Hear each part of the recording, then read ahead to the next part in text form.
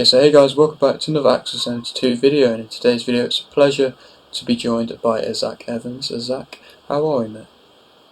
Yep, saying all good. Yourself? I'm doing very well, thank you. It's, like I say, a pleasure to speak to you, and for anybody who may not know, am I right in saying you're a 26-year-old super welterweight who's 4-0? Yeah. Welterweight, super welter, but yeah. It varies. Okay, well, brilliant. And so I'll start with the question, which I always like to start off with. Why did you start boxing? I started kickboxing when I was 13, because my mum and dad were always into boxing. They used to watch some fights when they were watching them, like Ricky Hatton versus Mayweather and like David A. and Klitschko, and just kind of got into it from there. Started doing the kickboxing, and just from there started enjoying it. I picked up kickboxing quite natural, to be honest, and started fighting in that. And then I was always more of a boxer, so wanted to progress into that. So that's when I moved into boxing. Of course, yes, it's a natural progression that a lot of fighters have, and I suppose, going into the boxing side of things, do you remember what happened in that of your first boxing fight? Yeah, my first boxing fight. I lived in York at the time, so I'd gone straight to the elites because of my kickboxing record. So I ended up fighting a lad who had the Yorkshire Challenge belt, and it was his third defence of the belt to keep it, and I fought him in my first fight and won it. So it was a good test for my first amateur boxing fight, but yeah, prevailed in it, so I was very happy with that. Of course, no, credit to you for wanting to take the tough tests, and I suppose, amateur career as a whole, what would you say was that of your biggest achievement from it?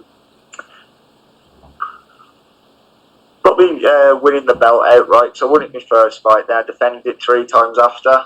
And other than that, I'd won a Box Cup gold medal in Denmark, and well, not a major tournament or anything, but just a Box Cup.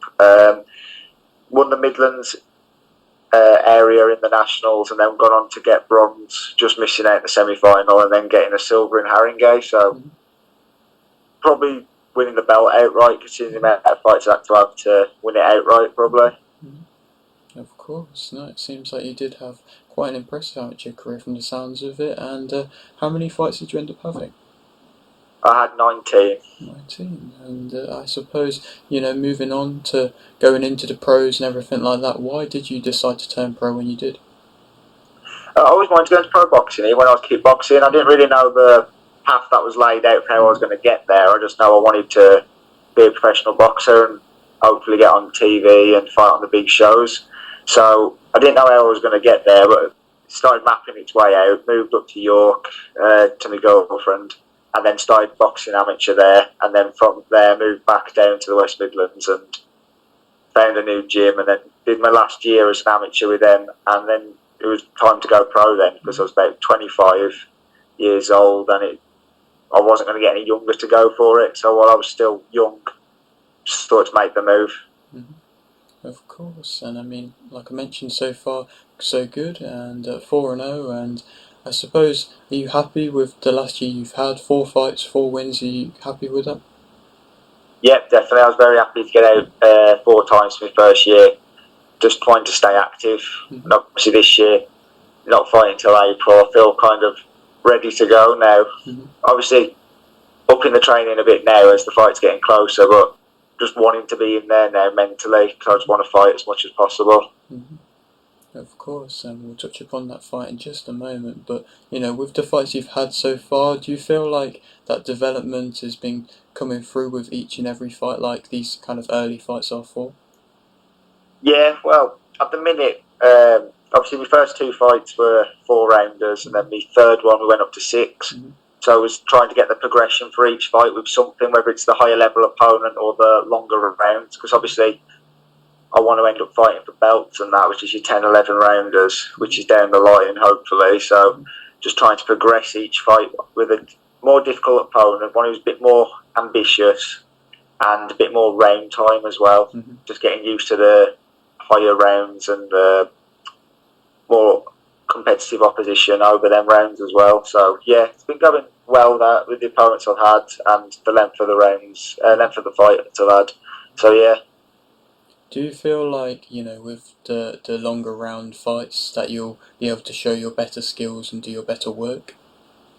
Yeah, because I think obviously as you transition from the amateur to the pro, you're still quite keen for everything. Amateur, it's 3 3-minute rounds. You want to get in, you've got to blast it. You can't really slow down. Whereas the pro, first move to your pro, you're trying to slow things down and be a bit more precise with your work instead of just trying to, everything you throw has got to be power. You're trying to look for the shot, set things up, get the rounds through, trying to set some up for later in the rounds if you're trying to stop them late or that kind of thing. So yeah, I think the more I get used to doing the longer rounds, the better I'll get.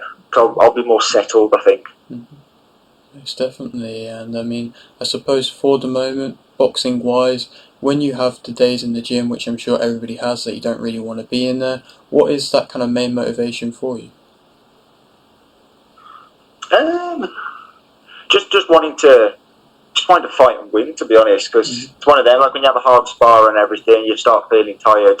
I get it in my head of say you got 2 rounds left or something of an 8-round spar, and you're feeling a little fatigued because your fitness ain't quite there yet. I get it in my head of if I was in the ring now on fight night and I felt like this, what am I going to do? I'm not just going to clinch and just hope it ends and go.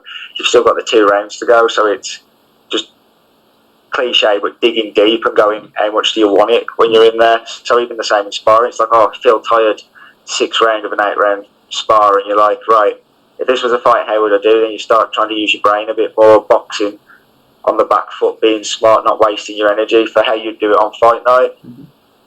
Yeah, of course. No, it's a smart way and the best way to be sparring that. And I suppose, like you mentioned, you've got a fight just recently been announced for April 28th, and obviously it's only just recently been announced, but, settling back into preparations and training and everything like that, has that been as smooth as ever?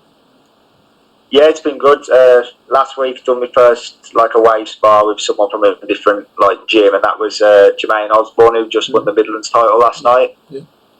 Did 8 rounds with him, so that was good because he's at his full fitness, ready for his fight, which was yesterday, and I was just getting back into it. So it was a good hard spar for the first one back over the rounds. But yeah, get in there, just working on my fitness now, ready for 7-8 weeks time.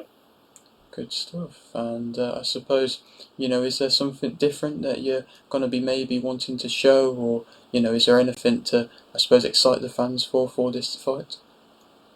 Yeah, probably a bit more of a mature performance from myself, I'd say, because we're going to be wanting to step up the rounds to, I think, about 6 this one again. Okay. So looking more, instead of being at the same pace the whole fight, which I get a bad habit of, just trying to use my power a bit more and set up my shots a bit more as I'm maturing more as a pro. So probably that, I'd say, because I've been practicing it in the gym, in my sparring, sitting down on my shots a lot better and looking for my shots more instead of just trying to blitz people as I do. No, that's good to hear. And I suppose, for that of future aspirations for boxing, of course, you don't know how far boxing is going to take you, but for goals wise, I'm sure it's nice to have a goal. And what is your goal for boxing? Pretty much same as when I was kickboxing. I just wanted to win as much belts as possible and just fight as much as I possibly can, because I want a nice big record with lots of fights on there, lots of wins, and just get as much things for the trophy cabinet as possible.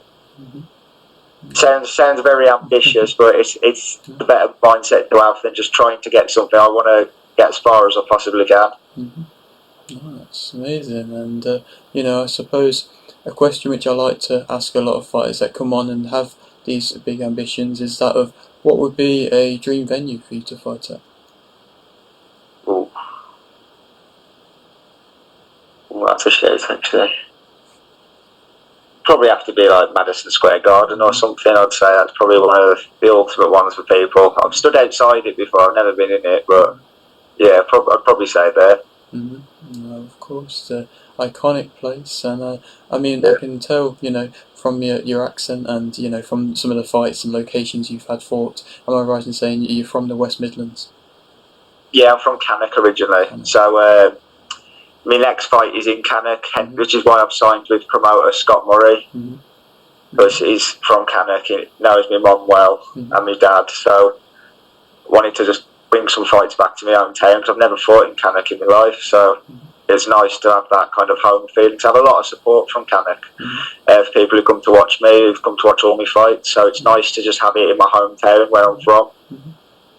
Of course. So that's nice. Of course, you got stick to where you know. And of course, I mean, for a fighter selling tickets, a lot of the time, it's all good being on these big shows and everything like that, but when it is like the opposite side of the country to where your hometown is, it's going to be difficult to sell tickets. And I suppose for you, is it nice to like you mentioned, have it in your hometown and be able to sell tickets well there? Yeah, exactly. It's just nice to have them. So obviously, the more local you are, the more support you can have, and it's just nice to have that atmosphere. It's kind of like a big family when you start getting all these people together to come watch you and they're coming regular. And it's just nice to know that they're there. And when you've fought, you go and see them, and then they're all just really happy for you and genuine. It's just nice. Of course. And am I right in saying that's a Ricky Hatton thing behind you? Yeah, it's not mine. It's my father-in-law's. No, it looks quality. I just wanted to, there you go, there you go. Is it signed? Yeah. I think it was from a dinner show we'd been to a few years ago. No, that's good. I always see them type of, auctions and types of things like that when you go to them type of shows. It's just nice to see it in person. But anyway, final question. I appreciate you coming on. Thank you very much. And you've got a little bit of a platform here. Is there anything that you'd like to shout out, promote, anything like that? Obviously, my fight, I'd like to promote that. I'm fighting in Cannock at the Premier Suite, Scott Murray's promotions show on the 28th of April. And yeah, looking forward to putting on a show there. And just a big thank you to the sponsors who support me: Say Scaffolding, Smart Scaffolder, Raptor Scaffold Design, and GPS Electrical. Brilliant stuff. And like I say, thank you very much for agreeing to do this and doing this today. And best of luck, April 28th, and maybe a little bit further along down the line we can come back and possibly in person or possibly over Zoom again, have another catch up. Yeah, definitely. Brilliant. And so if you're new around here and you haven't yet subscribed, please do so. Like the video if you did indeed like the video, and thanks for watching.